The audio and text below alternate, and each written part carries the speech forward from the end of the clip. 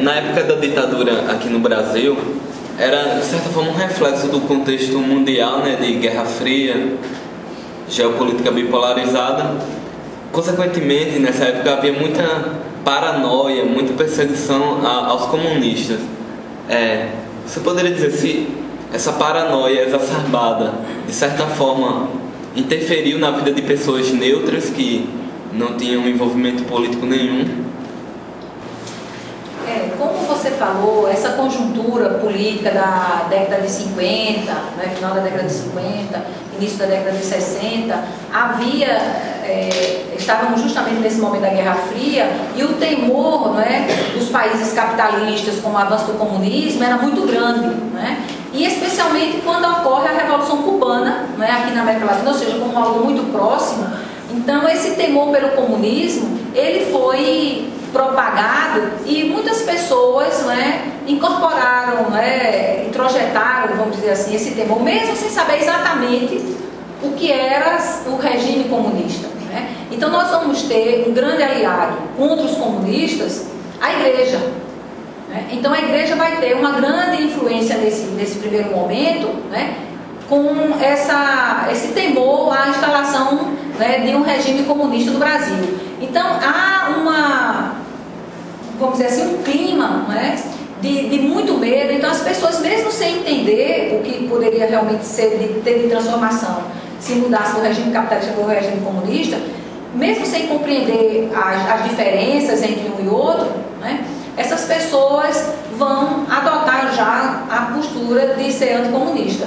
E diante desse clima, né, de insegurança, de incerteza, de ter comunista em cada casa, né, em cada local poderia ter algum comunista, então muitas pessoas que não tinham nada a ver com isso também vão ser apontadas por qualquer forma de expressão que você falasse. Alguém já poderia estar achando aquela pessoa é comunista, aquela pessoa tem tendências comunistas. Então nós vamos viver um clima de muita insegurança. Quer dizer, toda sala de aula tinha alguém, um olheiro desse sistema de informação, né? E qualquer comentário que fizesse, isso poderia estar sendo registrado, e depois alguém viria, bateria na sua casa, ia dar uma busca, e ele procurar. Então, pessoas que não tinham nenhuma vinculação, né, ou nenhuma opção pelo comunismo, mas por qualquer forma de expressão poderia também ser perseguida. Então, esse clima que foi instaurado era, na verdade, um clima de terror, de você não poder se expressar, de não poder falar, de qualquer forma que você falasse ou expressasse minimamente, você poderia ser taxado de comunista e não ser. Então, isso vai implicar, inclusive, em muitas pessoas que foram fichadas, certo? Que estão lá. As pessoas fichadas seriam aquelas pessoas subversivas, aquelas pessoas que seriam contra o regime, e que muitas não eram, certo? Então, inclusive, às vezes, para refazer a história, pessoas que eram totalmente sem movimentação nenhuma política, ou às vezes até o contrário, poderia ser até, vamos dizer, o que a gente chama de direita, mas por algum movimento, alguma expressão, alguma coisa que alguém viu, está lá fichado como sendo de esquerda. Então, teve gente que nós encontramos fichado e fomos olhar, olha, você está fichado, de jeito nenhum, eu era de direita, como é que me botaram aí? Eu nem sabia que eu estava fichado aí, eu nem sabia que o DOPS tinha me fichado como se eu fosse de esquerda, quando, isso agora, né, gente que já tem uma certa idade, que não se incomoda mais em assumir ou não, dizer, de jeito nenhum, eu nunca fui comunista, como é que meu nome está aí?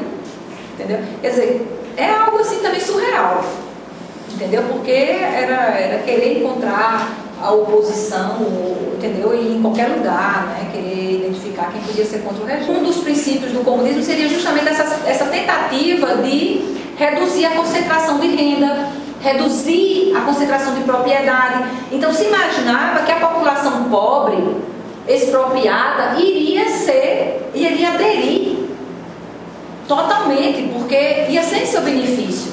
Mas, justamente por falta da própria formação, do esclarecimento total, eles vão ser os mais conservadores. É esse caso que está dizendo, alguém que era expropriado, que era pobre, era explorado pelo seu patrão, esse seria o momento de virar a mesa. Mas ele não se vê protagonista dessa história. Ele não vê com essa força. Entendeu? Então ele prefere a acomodação. E fica com medo. O que ele tinha a perder? Ele não tinha nada a perder, ele só tinha a ganhar. Tá entendendo? Mas ele não se vê protagonista dessa história. Eu acho que a questão é essa, ele não vê que ele tinha esse potencial. Então esse trabalho, né, que foi feito com o Leonel Brizola, que era que em cada recôndito, né, do país tivesse um grupo lá, né, para se mobilizar, ou mesmo a atuação, a opção da luta armada, né, quando há um racha, né, porque o Partido Comunista não queria luta armada.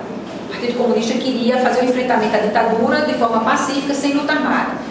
E houve uma dissidência, então por isso que cria o PCdoB, né? É justamente quando tem o rastro de vários outros movimentos que fazem a opção pela luta armada.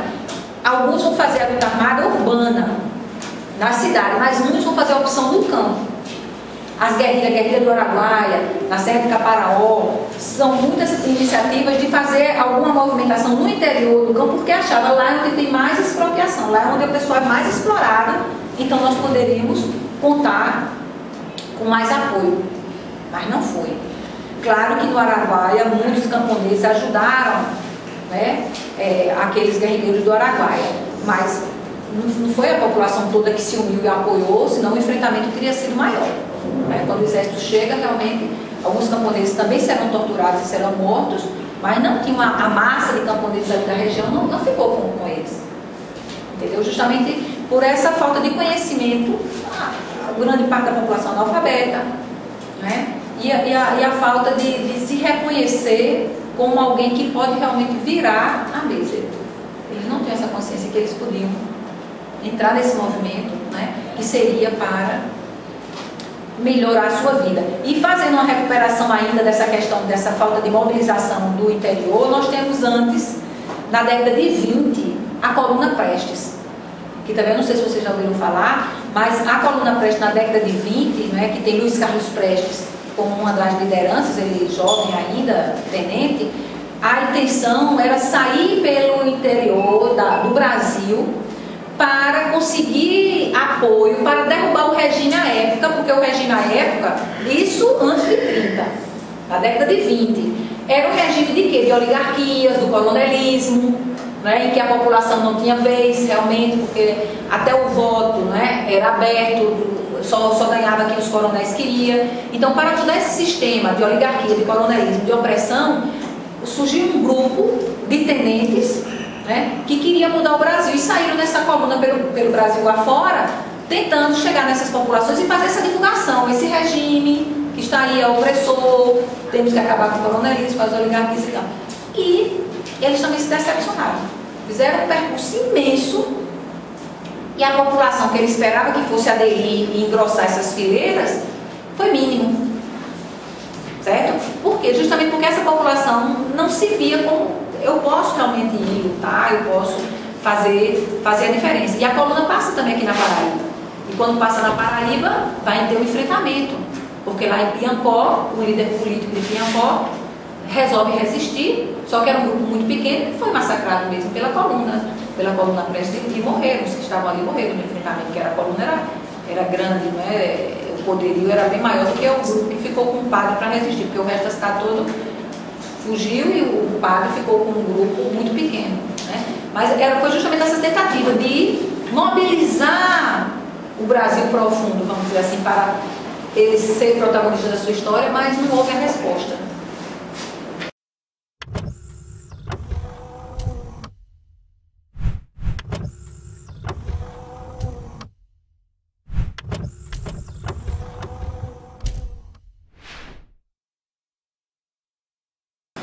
De que forma a indústria da seca ajudou nessa não mobilização do pessoal do campo? A situação, né, do sertão, não só paraibano, né, mas do Nordeste como um todo, né, tinha esse elemento a mais, né, que era justamente os períodos de seca, em que a população, né, se sentia totalmente impotente, né, diante daquela crise climática. E o que é que acontece? Os líderes políticos, né, os coronéis e toda essa estrutura política aparecia na história como sendo o salvador da pátria, né? Então vai ter uma certa dependência da população, né, trabalhadora do sertão, né, do que vinha durante as secas, né? Então, durante a seca, sempre o Estado, e até hoje ainda faz, ou frentes de trabalho, ou socorros, né? Alimentação, distribuir alimentos, à época, desde o século XIX, distribuir farinha, né, para a população. Então, vinha esse apoio governamental durante as secas, né, durante essas crises, e isso gerava também uma maior dependência, porque a população via como se os políticos, as lideranças, estivessem salvando a vida deles. Só que tudo isso era usado nesse benefício da elite, como sendo aquela doadora, e ao mesmo tempo essa elite se apropriava disso para ter lucro. É o que se chama justamente a indústria da seca. A indústria da seca, ela é registrada a partir do final do século XIX.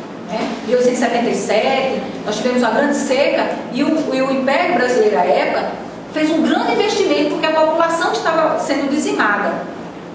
E, claro, as elites se aproveitaram disso. Claro, davam alguma coisa para a população não morrer de fome, mas grande parte era apropriada por essas lideranças. Então, a seca se torna uma indústria nesse sentido, em que as lideranças políticas vão se apropriar, vão ter lucro com a seca. E é por isso que a seca nunca se acaba.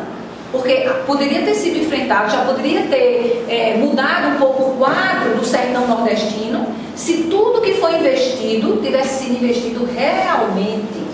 Mas não, grande parte foi o quê? Desviado, foi apropriado justamente por essa elite. A começar, por exemplo, construção de açudes.